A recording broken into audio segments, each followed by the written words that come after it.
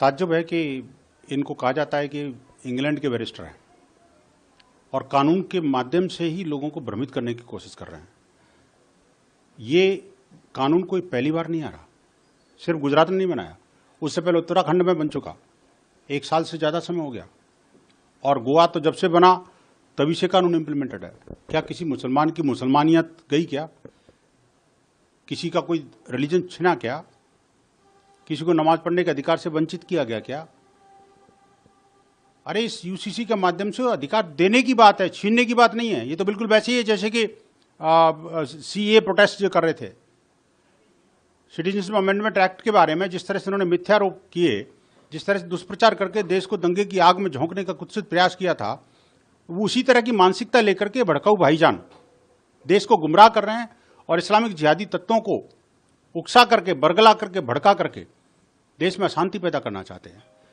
मुझे बताइए बैरिस्टर साहब, क्या आपको नहीं पता कि इस कानून के अंतर्गत सभी महिलाओं को बराबर माना गया है? यूनिफॉर्म सिविल कोड है ये कोई जिहादी सिविल कोड नहीं है, कोई हिंदू सिविल कोड नहीं है, ये कोई मुस्लिम सिविल कोड नहीं है। यूनिफॉर्म सिविल कोड है which gives the right everybody in equal sense. जब इक्वलिटी की बात आएगी और इस्लामिक जिहादी नहीं बिलबिलाएं, ये कैसे हो सकता है? वास्तविकता तो ये है कि नारी को सशक्तिकरण की जब बात आती है तो इनका इस्लाम खतरे में आ जाता है। जब बच्चों को अधिकार देने की बात आती है तो इनका इस्लाम खतरे में आ जाता है। जब जिहादियों के जो इलीगल स्ट्रक्चर पर बार करने की बात आती है, जब इलिसिट रिलेशंस की बात आती है, तो ये सारे के सारे बिल में घुस जाते हैं। 5-5 बीबियाँ, 25-25 बच्चे, हलाला, तलाक और जाने कितनी तरह की विभत्स स्थितियाँ देश की मेरी बेटियां झेल रही हैं, मेरी बहनें झेल रही हैं। क्या वो देश की बेटी नहीं है? क्या मुसलमान महिलाएं क्या बस वो? नहीं, देश के प्रत्येक बच्चे का अधिकार है, देश के प्रत्येक नारी का भी अधिकार है कि वो सबल बने, शिक्षित हो, उसको दत्तक ग्रहण करने का भी अधिकार होना चाहिए, उनको 3 तलाक से बचने का भी अधिकार होना चाहिए, इक्वल राइट होना चाहिए ना। मुसलमान तो 3 तलाक देकर निकल लेता है पतली गली से, क्या मुस्लिम बहनों को ये अधिकार नहीं मिलना चाहिए? किस इस्लाम की बात कर रहे हो आप? बात इक्वलिटी की बात करते हैं और आप बताइए कि आप तो 5-5 बीबियां रखोगे और अगर किसी महिला ने ऐसा कर दिया तो जाने कितने कोड़े लगाओगे। क्यों नहीं होना चाहिए इक्वल राइट भाई?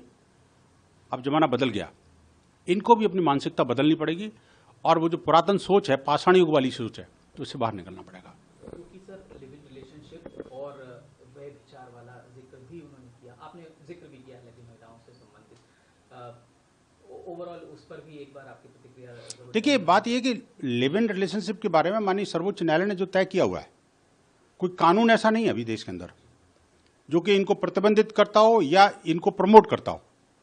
हम भी इसके पक्ष में नहीं है, लेकिन जो माननीय सर्वोच्च न्यायालय का निर्णय है उसके साथ तो खड़ा रहना पड़ेगा ना आपको।